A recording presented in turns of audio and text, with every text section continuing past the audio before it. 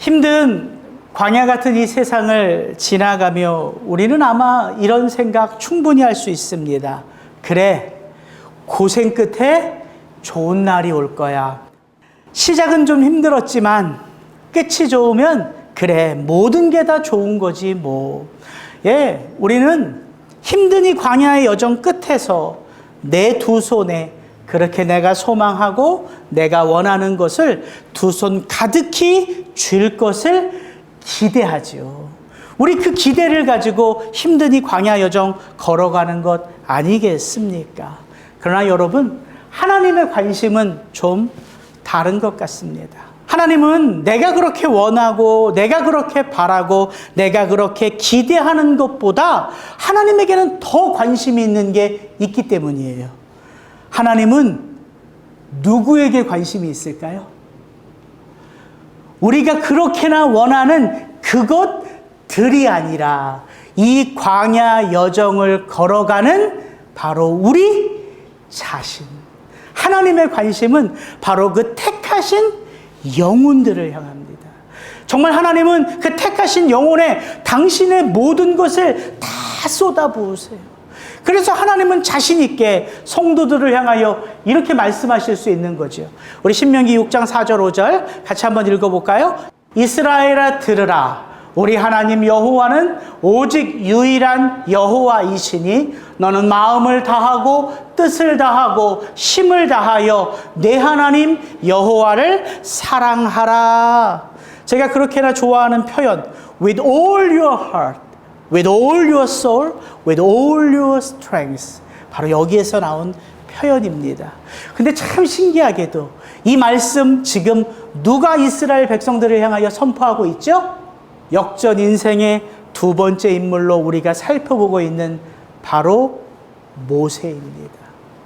모세는 이 긴 광야 여정을 걸어가면서 이 마른 곳 하나님이 우리를 어떻게 사랑하시겠다? 그렇게 사랑하시겠다. 당신의 모든 것을 다하여 택하신 그 영혼을 사랑하시겠다는 하나님의 그 마음이 담겨져 있는 것이죠. 그래서 여러분, 성도에게는 놀라운 축복이 있습니다. 이 긴 광야 여정을 걸어가며 성도는 내가 원하든 원하지 않든 그 하나님의 그 전심의 사랑 안에서 점점 누구를 닮아갈까요? 그 사랑을 허락하시는 그 아버지 하나님을 닮아가는 거예요. 그래서 믿음의 씨름을 한 우리 선배들은 이 사실을 너무나 분명히 알았다고요. 그래서 사도 바울도 말하잖아요. 우리가 광야 같은 이 세상을 살아가면서 성도는 점점 더 그리스도의 장성한 믿음의 분량으로 자라간다. 저는 저와 여러분이 그렇게 험난한 광야 여정을 걸어가며 그 하나님 아버지를 닮아가시기를 주의 이름으로 축복합니다. 저는 민수기 16장을 쭉 읽어보면서 이 모세를 어떤 이야기로부터 시작했냐면 출애굽기 3장에 그 광야에서 잃어버린 인생을 살아가는 그 모세를 부르신 하나님의 부르심으로부터 이 이야기를 시작했습니다. 모세는 그 떨기나무 앞에서 이스라엘을 위하여 사명자로 부름을 받았지요. 그때 모세는 그 하나님의 부름 앞에 어떻게 반응했습니까? 하나님, 왜 저를 이제서야 찾아오셨나요가 아니라, 하나님, 저는 못합니다. 하나님, 저는 안 됩니다. 저는 말이 어눌한 자일 뿐더러 저 백성들은 저를 거부했던 자들입니다. 하나님, 저는 저들에게로 못 갑니다. 보낼 만한 자를 보내소서. 그렇게 시작했어요. 그런데 이 민수기 16장을 보니까 그랬던 모세가 광야 1세대 백성들과 함께하는 그 40년의 시간이 다 차감해 어느덧 그 모세에게서 누구의 냄새를 맡을 수 있어요? 그리스도 예수의 향기죠. 여러분, 성경은 그 어느 이야기를 읽어보든 그 성경은 우리에게 무엇을 도전하냐면 우리의 삶 한복판에 무엇이 세워져 있음을 도전해요? 그리스도 예수의 십자가. 그래서 민수기 16장은 바로 그 십자가 이야기를 저와 여러분에게 도전하고 있는 거예요. 저는 그 이야기를 나누며 오늘 민수기 16장을 마무리하고자 합니다. 오늘 우리 36절부터 40절 같이 한번 읽습니다. 여호와께서 모세에게 말씀하여 이르시되 너는 제사장 아론의 아들 엘르아살에게 명령하여 분눈물 가운데에서 향로를 가져다가 그 불을 다른 곳에 쏟으라. 그 향로는 거룩함이니라. 사람들은 범죄하여 그들의 생명을 스스로 해하였거니와 그들이 향로를 여호와 앞에 드렸으므로 그 향로가 거룩하게 되었나니 그 향로를 쳐서 제단을 싸는 철판을 만들라. 이스라엘 자손에게 표가 되리라 하신지라. 제사장 엘르아살이 불탄 자들이 드렸던 놋 향로를 가져다가 쳐서 제단을 싸서 이스라엘 자손의 기념물이 되게 하였으니 이는 아론 자손이 아닌 다른 사람은 여호와 앞에 분향하러 가까이 오지 못하게 함이며 또 고라와 그의 무리와 같이 되지 않게 하기 위함이라. 여러분 민수기 16장의 이야기를 쭉 읽어보면 특별히 오늘 우리가 함께 읽었던 36절부터 50절까지를 보면 이 구절 가운데서 우리는 세 가지의 인간상의 모습을 보게 됩니다. 저는 그것을 이렇게 표현하고 싶어요. 첫째, 고집불통, 고집쟁이 한 분이 등장하십니다.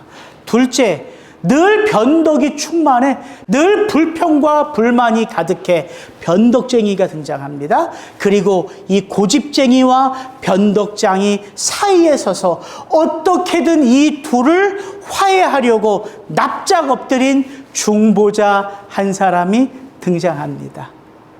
여러분 아시겠어요? 누가 고집쟁이고 누가 변덕쟁이며 누가 그 둘을 화해하고자 엎드린 중보자인지 여러분 아시겠지요? 그 이야기를 좀 살펴보려고 합니다. 오늘 함께 읽은 36절부터 40절을 보면 하나님은 당신에게 반란을 일으켰던 자들 그 250개의 향로를 쳐서 제단에 철판을 만들라고 명령하십니다. 그것이 이스라엘 백성들에게는 표가 되어 그들이 기념할 기념물이 될 것이다 말씀하세요. 답은 여기 있어요. 이는 아론 자손이 아닌 다른 사람은 여호와 앞에 분향하러 가까이 오지 못하게 함이며 또 고라와 그의 무리와 같이 되지 않게 하기 위함이라. 하나님의 심판은 단지 그냥 심판으로 끝나지 않고요. 그 심판 속에는 사실 새롭게 살 길, 믿음의 길이 열려져 있는 거예요. 하나님은 그래서 이스라엘 백성들에게 그것이 기념물이 되어 다시는 그 하나님 앞에 죄를 짓지 않는 하나님의 자녀로 살아갈 수 있도록 교훈을 가르치는 것이지요. 여러분 이게 하나님의 모습이에요. 저는 이런 하나님이 고집쟁이 하나님처럼 느껴지는 거예요. 하나님은 고집쟁이세요. 한번 택하시고 결정하신 그것들은 어떤 일이 있어도 변개하지 않고 반드시 성취하고 마는 오늘날로 말하면 그 성격이 끝판왕이세요. 끝판왕. 하나님이 그런 분이세요. 그렇게 하나님이 택하신 영혼들을 붙들고 계시기에 저와 여러분의 이 긴 광야 여정 속에서 우리는 어떻게 살아갑니까? 순탄하게 살아갑니까? 아니죠. 이리 부닥치고 저리 부닥치고 수많은 사건 사고를 경험하면서 때로는 범죄하여 넘어지기 쉽상이지요. 그런 모습이 성도의 광야 여정입니다. 그러나 어떻게 성도가 그렇게 이리쿵 저리쿵 부닥치면서도 이 광야 여정을 통하여 약속하신 그 땅, 그 거룩한 구원의 삶으로 완성되어 나아갈 수 있냐면 끊임없이 넘어지는 우리를 붙드시는 고집쟁이 하나님이기 때문이에요. 여러분 광야 여정은 그렇게 하나님을 배우는 은혜의 시간이라는 곳입니다. 여러분 광야가 왜 광야입니까? 끊임없이 사건 사고가 터지는 곳이 광야예요. 왜 광야입니까? 첫째, 물이 없고 먹을 것이 없어 광야입니다. 길이 없어 광야예요. 집이 없어 광야입니다. 그래서 하나님은 그 광야길로 그 백성을 인도하신 거예요. 그 백성은 오직 그 광야길로 들어서며 뭐 하나만 붙들며 가는 거예요. 그들이 가야 할 그 목적지, 그 가나안 땅을 향하여 그들은 그렇게 광야 여정을 걸어가는 것이지요. 그래서 수많은 사건 사고를 만날 수밖에 없는 거예요. 저와 여러분의 인생이 그렇지 않습니까? 저희가 예수 그리스도를 믿고 구원받은 하나님의 백성으로 살아가지만 우리는 이 광야 같은 세상을 살아가며 타이밍을 놓쳐요. 가야 할 길을 잃어버려요. 그래서 길을 잃어 방황하기도 하고 타이밍을 놓쳐서 주저앉아 그 시간을 낭비하기도 하고요. 또 어떤 때는 자기 고집만을 주장하며 자기 욕망에 사로잡혀 하나님의 말씀을 안중에도 없이 이 광야 같은 삶을 살아가기 쉽상이란 말이지요. 그래서 때로는 시간 낭비, 삶 낭비, 에너지 낭비, 낭비 투성이에요. 하나님의 백성이란 이름을 얻어도 그러나 그런 우리들의 그 인생 가운데에 누가 이 고집쟁이 하나님이 그렇게 낭비된 것 같은 우리의 실수와 우리의 실패 속에서도 하나님은 그 택하신 그 한 영혼을 포기하지 않으세요. 저버리지 않으세요. 그래서 그 약속의 땅으로 가는 그 광야 여정 가운데에는 누가 항상 그들 한 가운데 함께 하시죠? 하나님이에요. 여러분, 그게 언약궤입니다. 그 언약궤가 그들 한복판에 그들과 함께 하고 있어요. 마치 그 형 에서를 만나고자 그 약복강가에서 밤새 하룻밤을 홀로 세우는 그 야곱에게 하나님이 찾아오셔서 그에게 믿음의 씨름을 걸어오시는 것처럼 저와 여러분이 이 광야 같은 세상을 살아가며 경험하는 그 수많은 사건 사고의 본질을 꿰뚫어 보면 그 본질 속에는 항상 동일한 답을 끌어내는 삶의 여정이 놓여져 있습니다. 그건 다 믿음을 향한 씨름이에요. 믿음을 향한 씨름. 하나님은 그렇게 성도에게 그 씨름을 걸어오시는 거예요. 그 믿음의 씨름. 그 믿음의 씨름을 통해서 성도는요, 이름을 얻어요. 그 야곱이 그 약복강 땅에서 하나님과의 그 믿음의 씨름을 통하여 그의 이름 야곱이 그의 이름 이스라엘로 변화되잖아요. 여러분, 그렇게 우리는 이 광야 같은 세상을 지나가며 내 성품이 깎이고 내 성질이 깎이면서 하나님이 쓰실 만한 인품으로 빚어져 가는 거예요. 그래서 우리의 인격이 우리를 위하여 섬겨주신 예수 그리스도를 닮아가는 것이죠. 여러분, 그게 광야 여정입니다. 그래서 이 광야 여정을 걸어가며 그 씨름을 하기 위해서는 늘 누구에게 초점을 맞춰야 돼요? 우리 믿음의 대장 되신 예수 그리스도입니다. 그래서 모세는 항상 누구 앞에 엎드려요? 하나님 앞에 엎드리잖아요. 그 하나님 앞에 엎드릴 때 비로소 그 삶의 길이 열리잖아요. 모세의 삶의 길이 열리는 건 곧 누구의 길이 열리는 거예요? 이스라엘 백성들의 그 길이 열리는 거예요. 여러분을 축복합니다. 광야 같은 이 세상을 지나가며 여러분 사건 사고를 경험할 때마다 여러분의 무릎이 예수 그리스도 앞에 겸손히 엎드려지기를 주의 이름으로 축복합니다. 두 번째, 우리 41절 42절 같이 한번 읽습니다. 이튿날 이스라엘 자손의 온 회중이 모세와 아론을 또다시 원망하여 가로되 너희가 여호와의 백성을 죽였도다 하고 회중이 모여 모세와 아론을 칠 때에 회막을 바라본즉 구름이 회막을 덮었고 여호와의 영광이 나타났더라. 갈라진 땅이 그 고라와 다단 아비람을 삼킨 지 얼마나 오랜 시간이 지났어요? 하루가 지났습니다. 이튿날 이거예요. 그 땅이 덮이면서 먼지가 채 가라앉기도 전일 거예요. 그 250명이 불에 타 죽었습니다. 그들의 그 시체 타는 냄새가 그 공동체 회중 가운데 사라지기도 전일 거예요. 그런데 그들은 그 짧은 찰나에 또다시 누구를 원망한다고요? 모세와 아론. 그런데 사실 그건 누구를 향한 반란이라고요? 하나님. 그걸 명확하게 나타내는 단어가 이거예요. 이튿날 이겁니다. 이튿날. 일주일, 열흘, 1년, 10년이 아니에요. 그 다음날. 은혜에는요, 정말 무디고 무딘 마음이에요. 은혜에는. 그런데 죄를 짓기에는요, 언제나 열려져 있는 마음이에요. 그게 이스라엘 백성들의 모습 같다는 거예요. 은혜에는 무디고 죄를 짓기에는 늘 준비된 마음. 여러분, 그게 광야를 지나가는 우리네 인생 같다는 것이지요. 물론 이들은요, 그 모세와 아론을 원망하면서도 잊지 않는 게 있어요. 잘 보십시오. 이튿날 이스라엘 자손의 온 회중이 모세와 아론을 또다시 원망하여 가로되, 그 다음 뭐라고 되어 있습니까?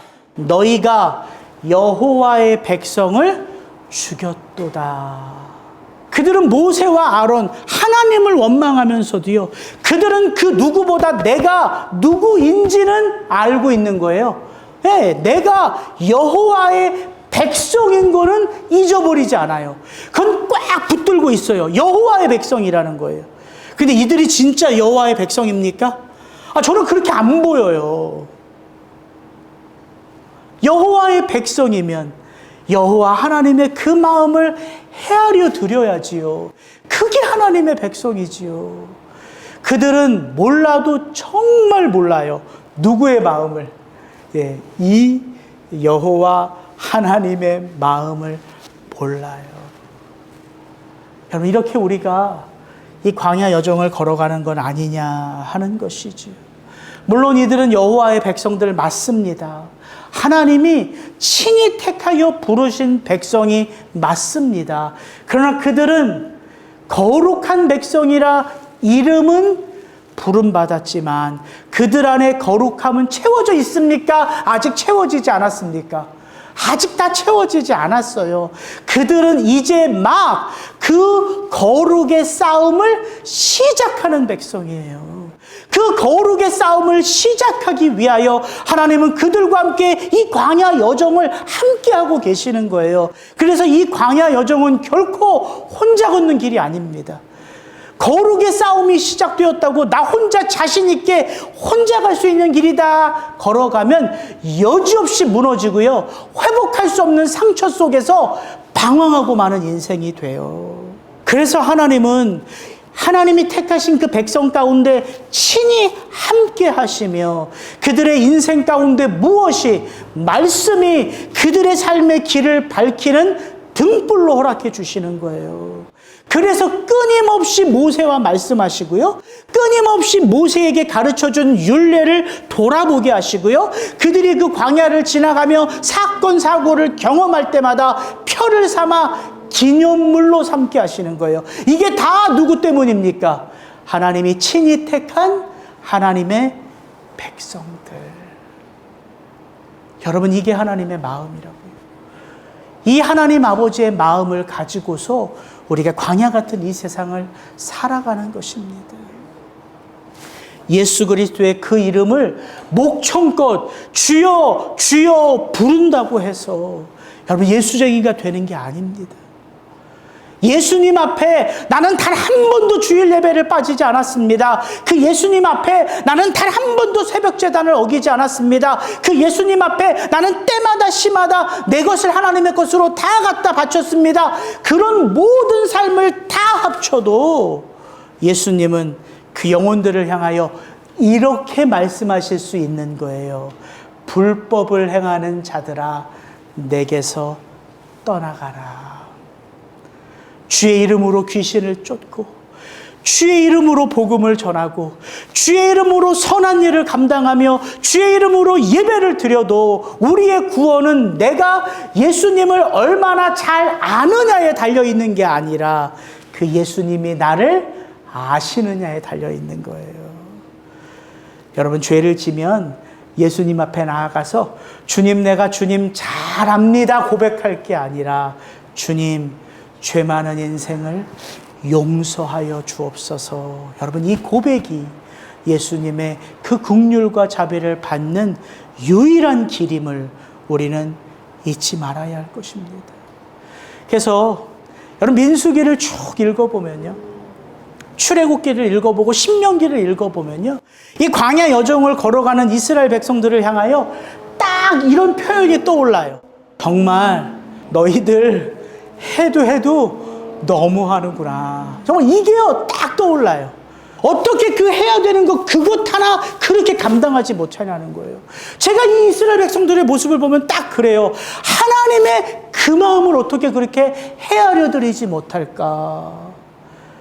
근데 성경은요, 어느 순간 그 민수기를 읽고 그 출애굽기를 읽고 그 신명기를 읽어가며 광야에 그 이스라엘 백성들이 누구인지가 깨달아질 때가 있어요. 누구? 바로 나인지가 깨달아질 때가 있어요. 여러분, 그래서 성경은 눈으로 읽는 게 아니라요, 마음으로 읽는 거예요. 그게 깨달아지는 게 은혜인 거예요. 그게 깨달아질 때 말씀은 내 마음밭에 새겨져 내 삶의 자리에 실천되어지는 은혜인 것을 알게 되는 거죠. 여러분, 그때, 바로 그때 그렇게 이 광야 같은 세상을 지나가며 내가 시간을 낭비한 것 같고 내가 내 삶을 낭비한 것 같고 내가 내 사람들을 낭비한 것 같은 그 잃어버린 시간들이 다 잃어버린 시간이 아니라 하나님의 은혜의 시간이었음을 우린 그때 비로소 알게 된다고요. 그래서 이 성경이 하나님 아버지의 나를 향한 사랑의 책임을 우리는 알게 돼요. 그래서 이 성경책을요, 옆구리에 끼는 자가 아니라 이 성경책 한 단어 한 단어를 내 마음밭에 새기며 그 말씀 한 절 한 절을 살아내기 위하여 여러분 애를 쏟는 것이죠. 그게 성도의 삶이란 말입니다. 그래서 하나님은, 그 고집쟁이 하나님은 끊임없이 실패하고 끊임없이 넘어지고 끊임없이 원망하는 그 변덕쟁이 이스라엘 백성들 가운데에 딱 함께 걷도록 누구를 세우셨다? 중보자 모세. 우리 44절부터 46절은 같이 한번 읽어봅니다. 여호와께서 모세에게 말씀하여 이르시되 너희는 이 회중에게서 떠나라. 내가 순식간에 그들을 멸하려 하노라 하시매 그 두 사람이 엎드리니라. 이에 모세가 아론에게 이르되 너는 향로를 가져다가 제단의 불을 그것에 담고 그 위에 향을 피워가지고 급히 회중에게로 가서 그들을 위하여 속죄하라. 여호와께서 진노하셨으므로 연병이 시작되었음이니라. 그 이튿날 또다시 그 모세와 아론을 향하여 원망하는 그 이스라엘 백성들을 향하여 하나님은 뭘 다시 쏟아부으십니까? 하나님의 심판의 진노입니다. 여러분, 하나님은 진노하시는 하나님이에요. 무엇에? 죄에.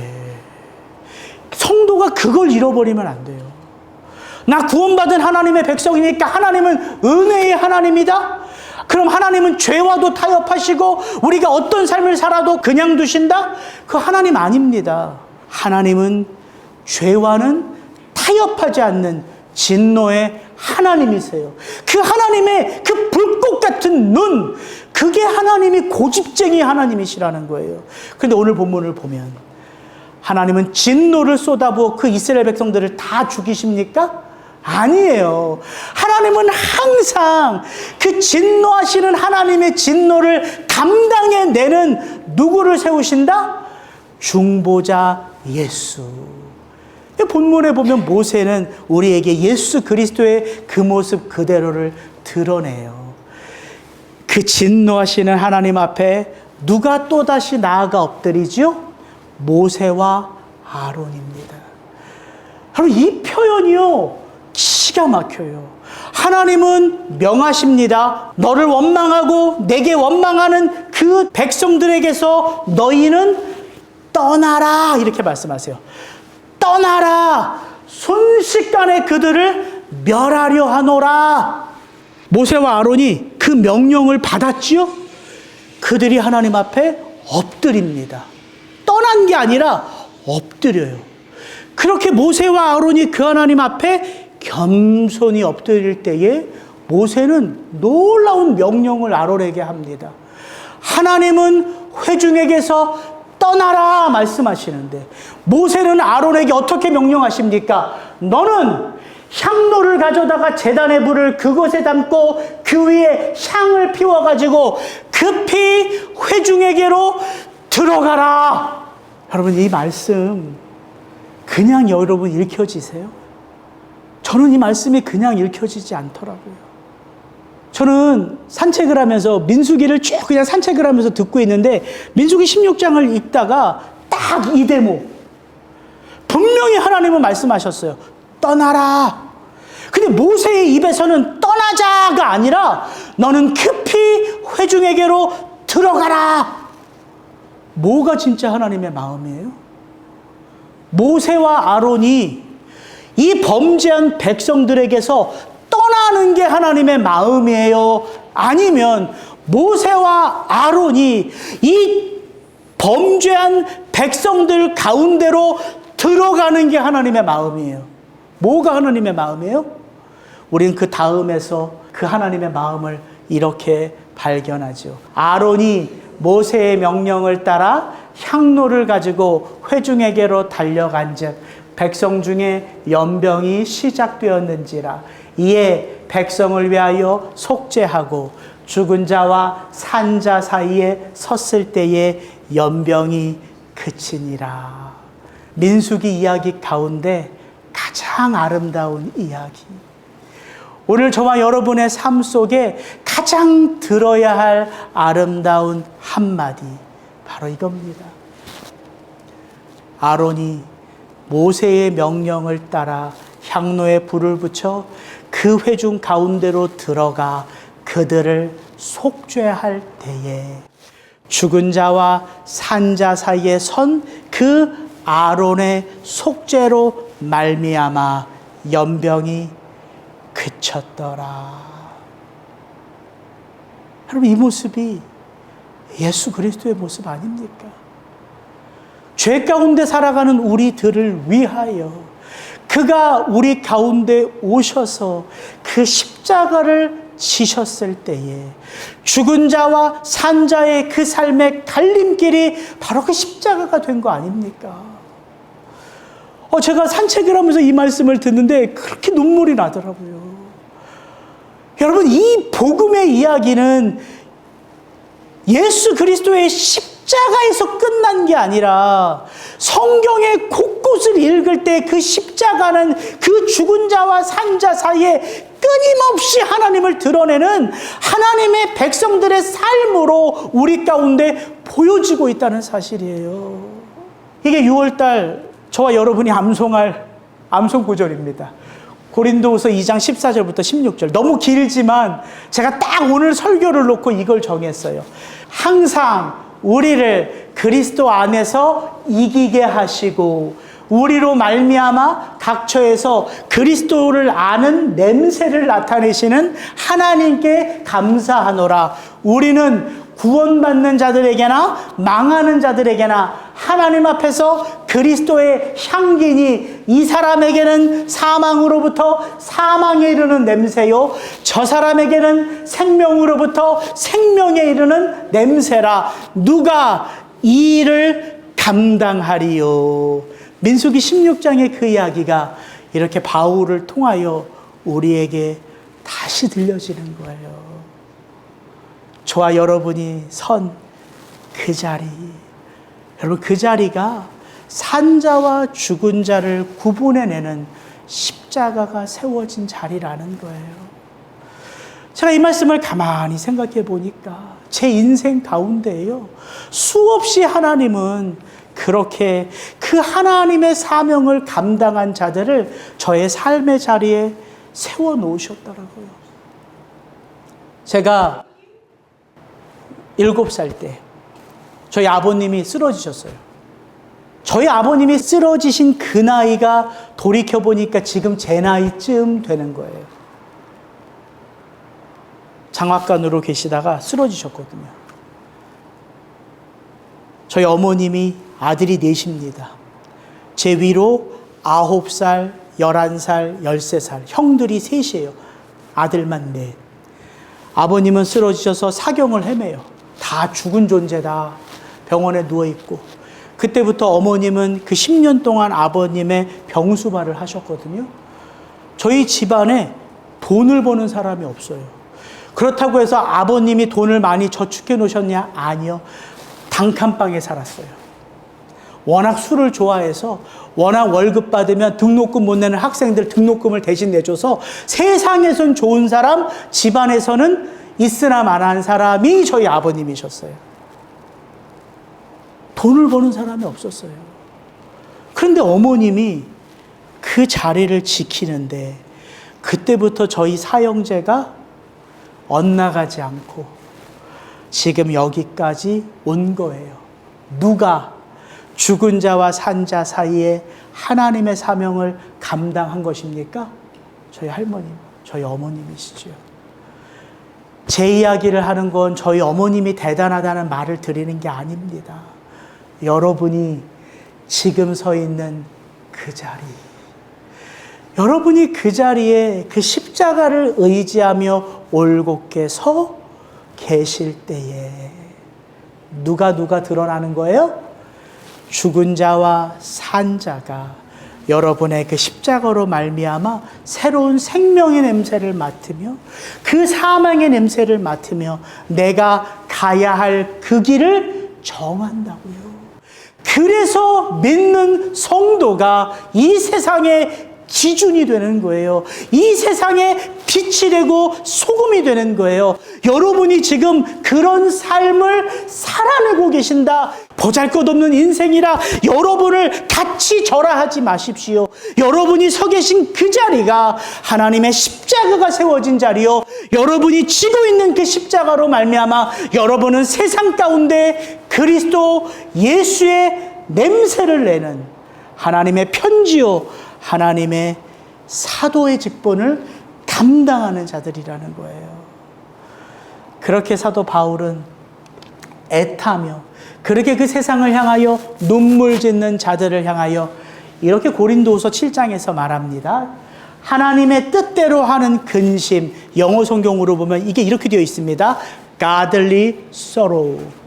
하나님의 마음으로 애타하는 그 사명자의 그 눈물은 후회할 것이 없는 구원에 이르게 하는 회개를 이루는 것이요. 보라, 하나님의 뜻대로 하게 된 이 근심이 너희로 얼마나 하나님을 향하여 간절하게 하며 너희로 얼마나 변증하게 하며 너희로 얼마나 죄 가운데 분을 내게 하며 너희로 얼마나 그 죄를 두렵게 하며 너희로 얼마나 그 하나님의 나라를 사모하게 하며 너희로 얼마나 그 교회를 향하여 열심히 있는 하나님의 사람으로 살아가게 하는지, 하나님이 그렇게 이 세상 가운데 택하신 하나님의 사람들을 주목하여 바라보고 계신다는 사실입니다. 여러분, 지금 여러분이 서 계신 그 자리, 다른 것 어떤 것이 아니라 십자가가 세워져 있음을 기억하며 조금 억울하고 조금 아프고 조금 외롭고 조금 두려워도 여러분으로 말미암아 이 세상이 하나님의 나라로 점점점 세워져 간다는 그 사실 앞에서 다시금 그 하나님을 향하여 감사를 고백할 수 있는 하나님의 사람 되시기를 주의 이름으로 축복합니다. 같이 기도하겠습니다.